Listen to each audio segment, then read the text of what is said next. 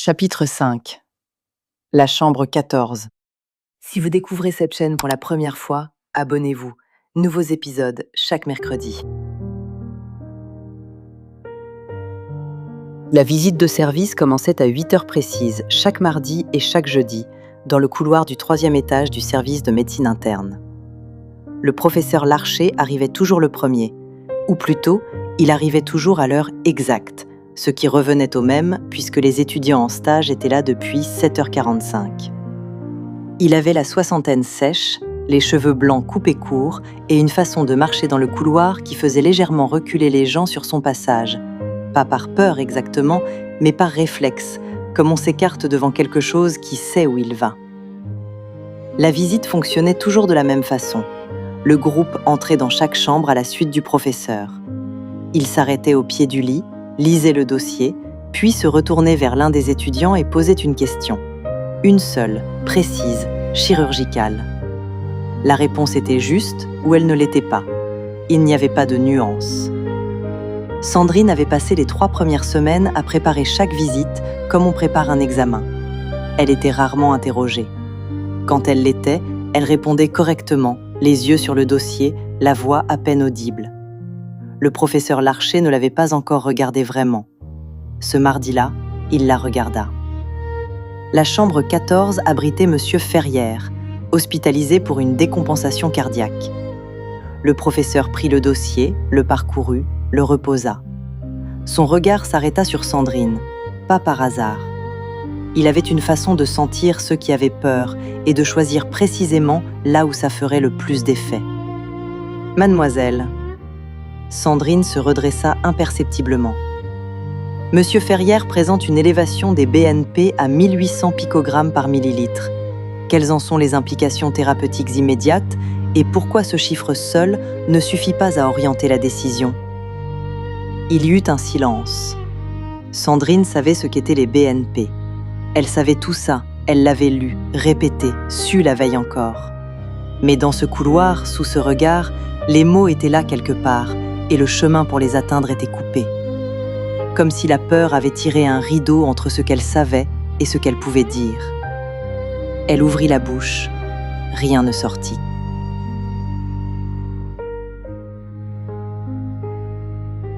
Le professeur Larcher attendit 3 secondes, ce qui, dans le silence d'une chambre d'hôpital, avait la durée d'une saison. Puis il dit, sans élever la voix, avec une précision qui n'avait pas besoin d'être cruelle pour faire mal. Les implications thérapeutiques immédiates. C'est dans le cours de 2e semestre, page 42. Il se retourna vers l'interne. « Répondez » L'interne répondit. Sandrine entendit les mots sans les enregistrer. Diurétique de l'anse, surveillance de la kaliémie, réévaluation à 48 heures. Des mots qu'elle connaissait. Des mots qui étaient sortis d'une autre bouche parce que la sienne était fermée. Le professeur Larcher hocha la tête, nota quelque chose dans le dossier, dit 2 phrases à Monsieur Ferrière sur un ton soudainement humain, presque doux, comme si les étudiants n'existaient plus, puis sortit de la chambre. Le groupe suivit. Sandrine suivit. Dans le couloir, personne ne lui parla. Ce n'était pas de la cruauté. C'était le genre de situation où personne ne sait quoi dire, alors tout le monde dit rien et marche un peu plus vite. Elle marcha aussi. Elle attendit la fin de la visite. 40 minutes encore, 3 autres chambres, 2 autres questions posées à d'autres étudiants qui répondirent correctement. Elle attendit que le groupe se disperse, que l'interne reparte, que les infirmières retournent à leur poste. Elle attendit que le professeur Larcher disparaisse dans l'ascenseur sans la regarder une seconde fois.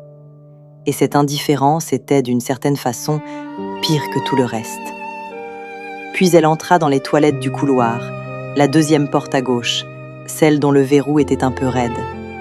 Elle le ferma, s'appuya contre la porte. Et là, dans ce petit espace carrelé qui sentait le désinfectant et le plastique chauffé, elle se permit enfin de ne plus composer son visage. Elle ne pleura pas. Il y eut juste cette chaleur dans la gorge, cette pression derrière les yeux, et une pensée qui tournait avec une régularité de métronome. Tu n'es pas à ta place. Tu ne seras jamais à ta place. Elle se passa de l'eau froide sur le visage, se regarda dans le miroir, le même visage que toujours. Rien ne s'était déplacé en surface.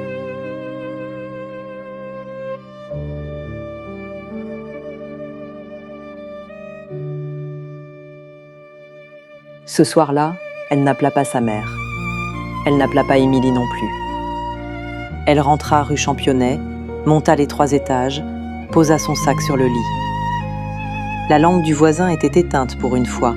Il n'y avait que le mur gris, la cour intérieure, le silence particulier des immeubles parisiens en hiver, ce silence épais qui n'est pas du calme, mais de l'indifférence. Elle prit le cahier sur la table de nuit, s'assit par terre, le dos contre le lit. Elle ne savait pas pourquoi par terre, peut-être parce que c'était le seul endroit qui correspondait à ce qu'elle ressentait, quelque chose de bas, de proche du sol. Elle l'ouvrit, tourna les 2 pages déjà écrites. J'ai peur. Voilà. Paris est grande et moi je suis petite dedans. Je crois que j'ai fait une erreur. Je crois que je n'ai pas le droit de le dire. Elle écrivit. Aujourd'hui j'ai eu honte. Pas la honte qui passe, l'autre, celle qui s'installe. Elle s'arrêta, regarda ces 2 phrases. Il y avait quelque chose d'exact dedans. Pas beau, pas bien construit, pas le genre de phrase qu'on lit à voix haute, mais exact. Vrai à la façon dont les choses vraies font un peu mal quand on les touche. Elle continua. Je connaissais la réponse. Je la connaissais, et je n'ai pas pu la dire. Ce n'est pas lui le problème, c'est moi. C'est ce qui se passe en moi quand quelqu'un me regarde et attend. Comme si son regard effaçait tout ce que je savais. Elle posa le stylo, relut ce qu'elle venait d'écrire, lentement, comme on lit quelque chose d'important, quelque chose qui mérite d'être lu à la bonne vitesse.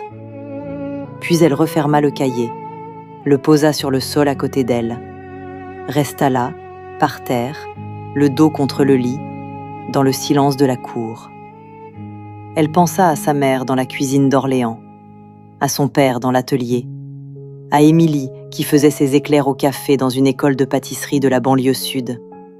Elle pensa « Ils ne savent pas où j'en suis ». Elle pensa « Moi non plus ».